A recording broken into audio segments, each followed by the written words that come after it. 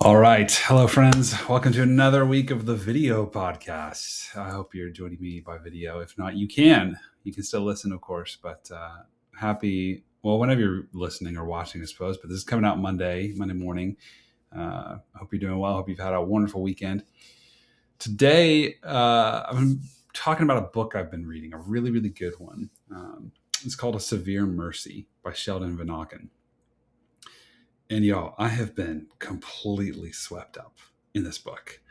A good friend of mine recommended it to me, and I can see why, because Vanauken is a beautiful writer.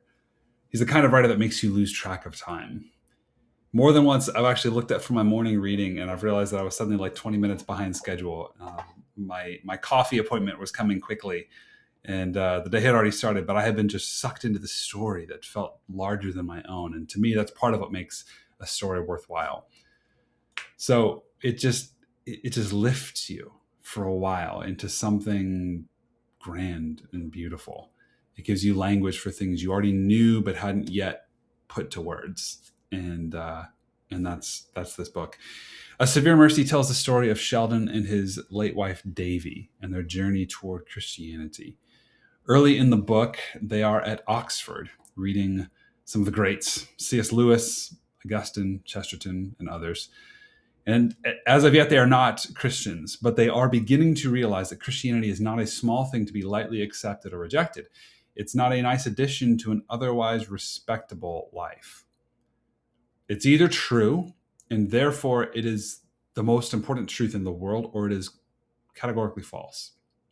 He writes, "It is not possible to be incidentally a Christian.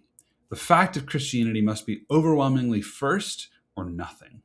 This suggests a reason for the dislike of Christians by nominal or non-Christians.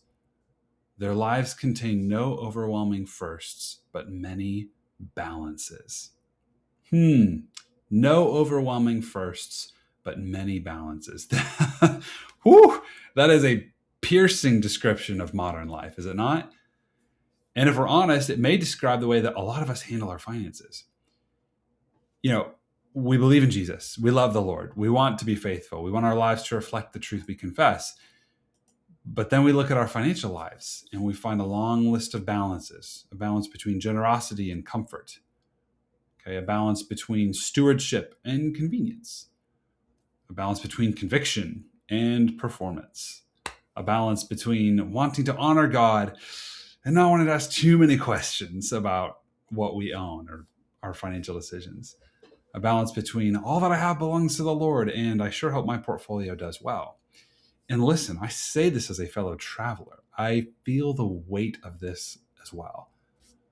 Most of us aren't trying to be careless with money. Not the people I'm talking to anyway. They're not trying to ignore the Lord. Okay. They're certainly not trying to fund things that work against their convictions.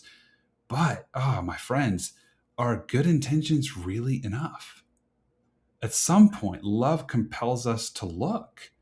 Love for the Lord, love for our neighbor, love for the people affected by the companies we own, the products we support, the systems we fund, and the businesses that we profit from.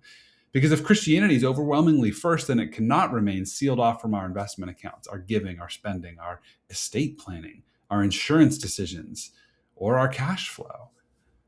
Now, that does not mean that every decision becomes more complicated.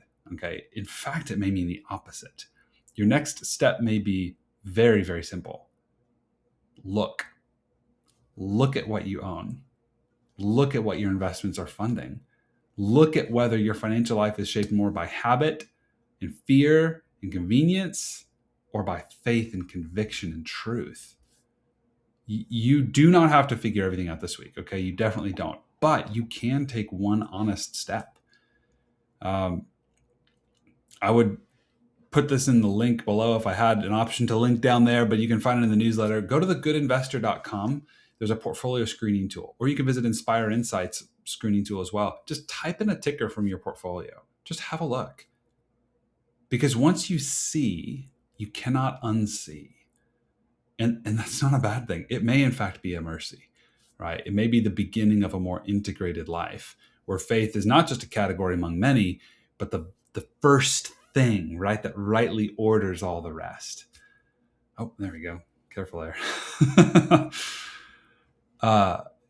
Yeah, personally, I think Sheldon was right, that it is not possible to be incidentally a Christian. The question is whether we're willing to let that truth reach all the way down to our money. And if you're listening to this, you probably feel strongly that it is. So I'd encourage you to take a look and then let me know what you find. Till next time, have a great week.